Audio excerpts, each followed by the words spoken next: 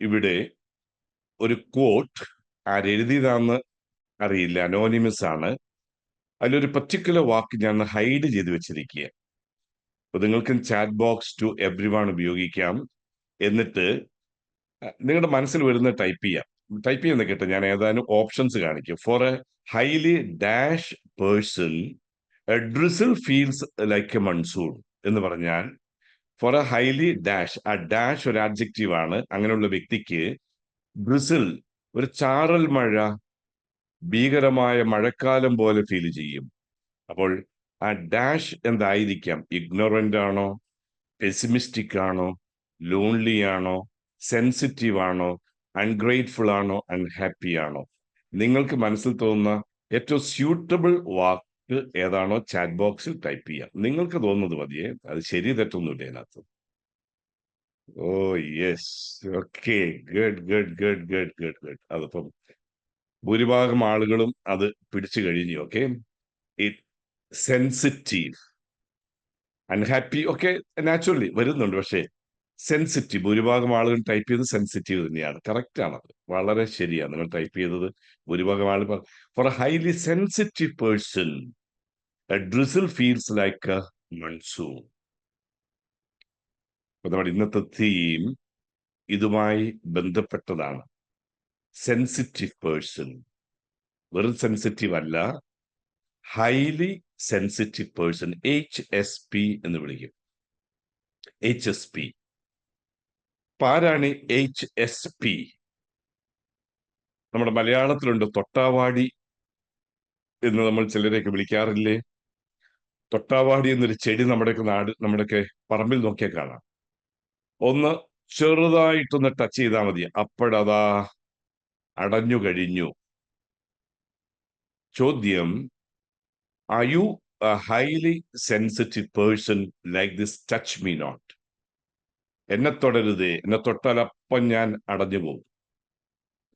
ഇത് കണ്ടുപിടിക്കാൻ ഏതാനും സിമ്പിൾ ചോദ്യങ്ങൾ.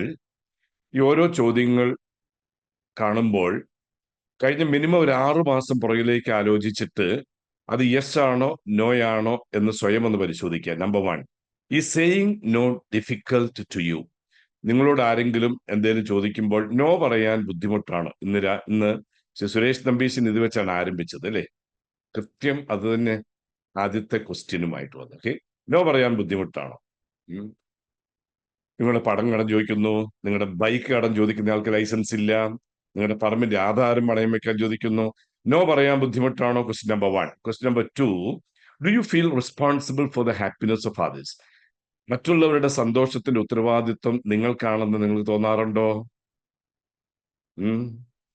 ഞാനാണ് മറ്റുള്ളവരുടെ സന്തോഷത്തിന്റെ ഉത്തരവാദി, അതിനുവേണ്ടി ഞാൻ കിടന്ന് കഷ്ടപ്പെട്ട് പരിശ്രമിക്കുക.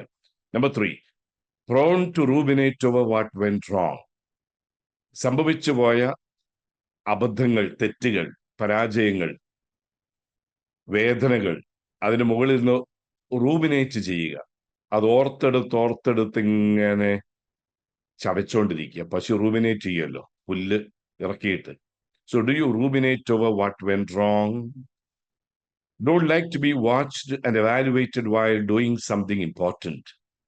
നിങ്ങൾ എന്തെങ്കിലും ഒരു കാര്യം ചെയ്തുകൊണ്ടിരിക്കുമ്പോൾ ആരെങ്കിലും അത് എവാലുവേറ്റ് ചെയ്യുന്നതോ അതേപറ്റി കമന്റുകൾ പറയുന്നതോ നിങ്ങൾക്ക് ഇഷ്ടമല്ല, അല്ല ഇഷ്ടമാണോ എന്നതാണ് കേട്ടോ. അപ്പോൾ ഇതിൽ 4 കാര്യങ്ങൾ ഒത്തിരി ഉണ്ട്, ഞാൻ 4 വെറുതെ ഇട്ടുന്നേ ഉള്ളൂ. ഇതിലേതെങ്കിലും ഒരെണ്ണത്തിന് പോലും, 1 2 എണ്ണത്തിന് ഞാൻ അങ്ങനെയൊക്കെയാണ് എന്നാണ് എങ്കിൽ ഒരു സെൻസിറ്റീവ് പേഴ്സന്റെ ലക്ഷണങ്ങൾ കാണുന്നുണ്ട്. ഇനി 4നും യെസ് ആണെങ്കിൽ സാധ്യത കൂടുതലാണ് കേട്ടോ, ഒരു ഹൈലി സെൻസിറ്റീവ് പേഴ്സൺ ആകാനാണ് സാധ്യത. ഇനി ഹൈലി സെൻസിറ്റീവ് പേഴ്സന്റെ പ്രത്യേകതകൾ എന്താണ് നമുക്ക് ഒന്നുകൂടി കാണാൻ പോവുകയാണ്. 1, ഇവർ വളരെ ജെനുവിൻ ആൻഡ് ഓണസ്റ്റ് ആണ്. ഇതാണ് ഇതിന്റെ ഏറ്റവും വലിയ പ്രത്യേകത. നല്ല മനുഷ്യരാ. നമ്മൾ പറയാറില്ലേ, നല്ല മനുഷ്യരാ. അത് കാരണമാണല്ലോ ഇങ്ങനെ വരുന്നത് അല്ലേ? നോ പറയാൻ പറ്റൂല. കാരണം എനിക്കൊരു 1,00,000 രൂപ കടം തരാമോ? നാളെ കഴിഞ്ഞ് തരാം. നിങ്ങളുടെ കയ്യിലില്ല. നിങ്ങൾ എന്ത് ചെയ്യും? ഇല്ലാത്ത പണം എങ്ങനെയെങ്കിലും ഒക്കെ കടം മേടിച്ചാൽ കൊടുക്കും നിങ്ങൾ. കാരണം മറ്റവനെ ആസ്പത്രിയിൽ പോകാനുള്ളതാ. നിങ്ങൾക്ക് ഇരിക്കാൻ പറ്റുന്നില്ല, കിടന്ന് ഉറങ്ങാൻ പറ്റുന്നില്ല. കാരണം അവന്റെ ആസ്പത്രി പോക്ക് ബ്ലോക്ക് ആകുകയെ നിങ്ങൾ പൈസ കൊടുത്തില്ലെങ്കിലേ.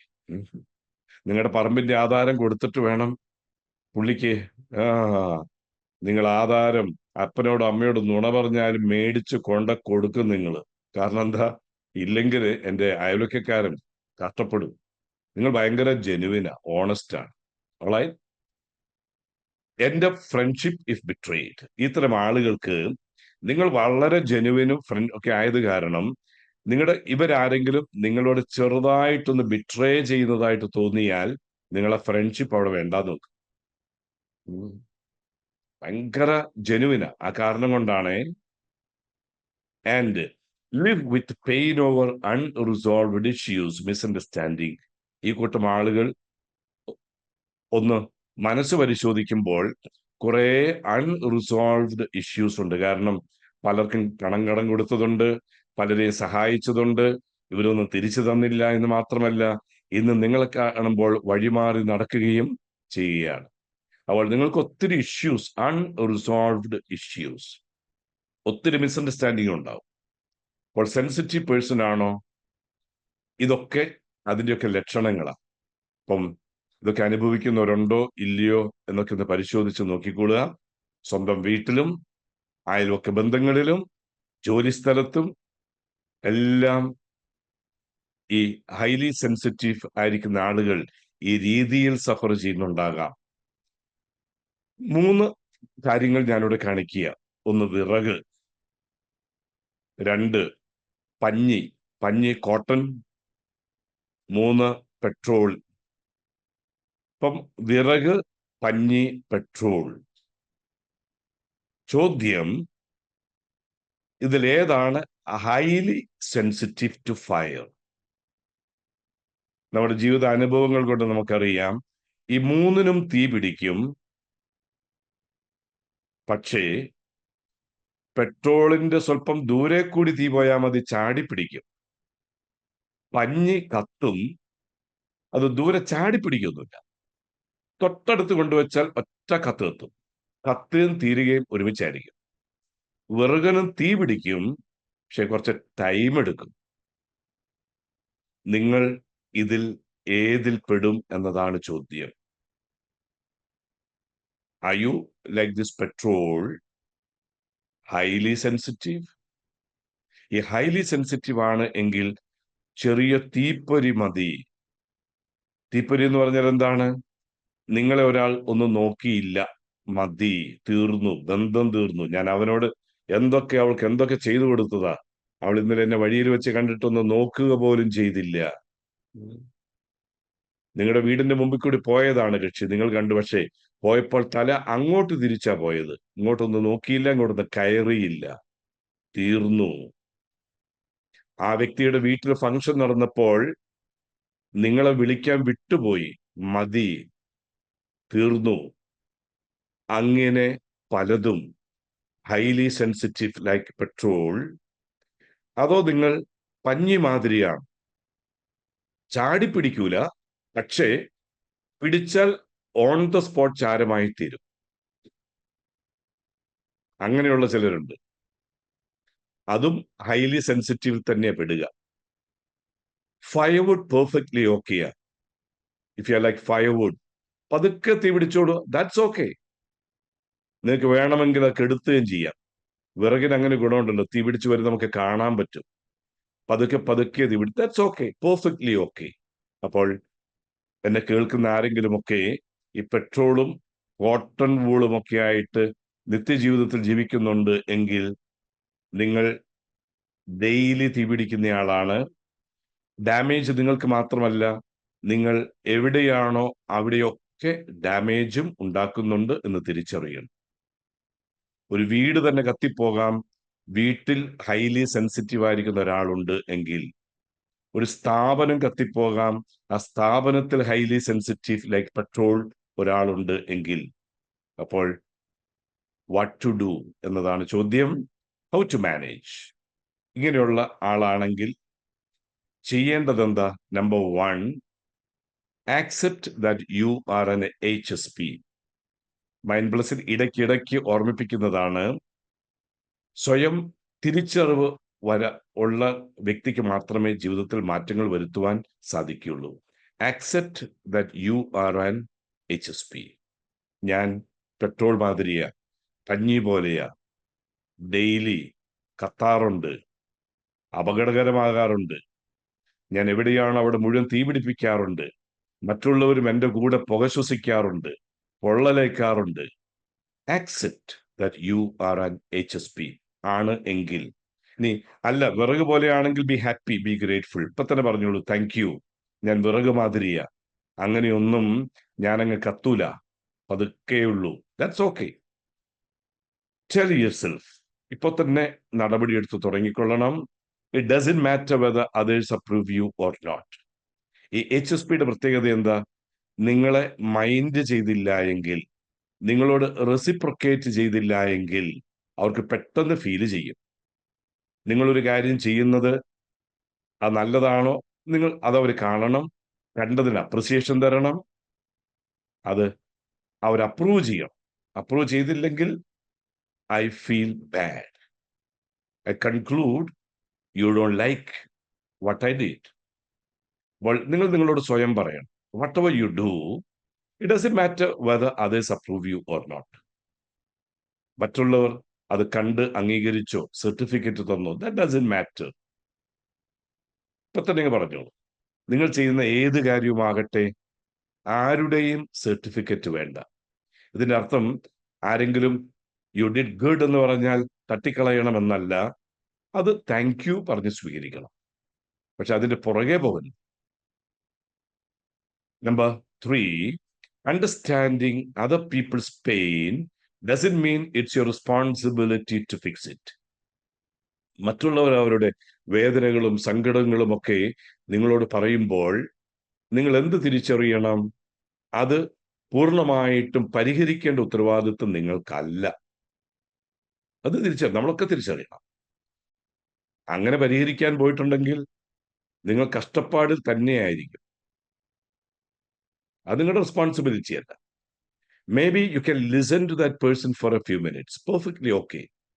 ചിലപ്പോൾ ഒന്ന് ലിസൺ ചെയ്താൽ മാത്രം മതിയാകും. വേണം 1-2 ചോദ്യങ്ങൾ തിരിച്ചു ചോദിച്ചാൽ മതി.